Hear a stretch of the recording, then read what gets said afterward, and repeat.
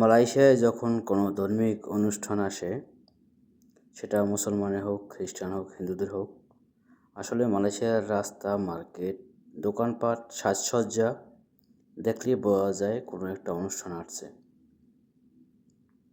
তো এখন মালয়েশিয়ায় সবচেয়ে রমরম স্থানে আছে চীনা রায়া, চীনা নিউ ইয়ার যেটাকে বলে। এই ধর্ম অনুষ্ঠানে সবাই আনন্দ করে, সব জাতি এই অনুষ্ঠানটা উপভোগ করে। সকল অফিসে, দোকানে, মার্কেটে সব কিছুরই একটা ব্যবস্থা থাকে।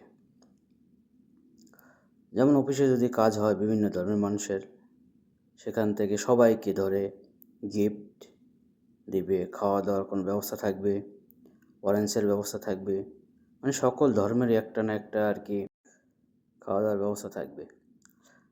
আসলে এই ধর্মটা সবাই খুব আনন্দ সহকারে উৎসব করে। ঈদে যদি মুসলমানের ঈদ আসে, সবাই উৎসব করে এটা নিয়ে। আবার যখন হিন্দুদের দীপাবলি আসে, সবাই এটাকে নিয়ে উৎসব করে। এখন বর্তমানে আছে মালয়েশিয়াতে হ্যাপি নিউ ইয়ার চীনাদের, তো সবাই এটাকে নিয়ে উৎসব করতেছে। সেই অনুষ্ঠান উপলক্ষে মার্কেটটাকে যেভাবে সাজানো হয়েছে, সেটাই আপনাদেরকে আমি দেখাচ্ছি।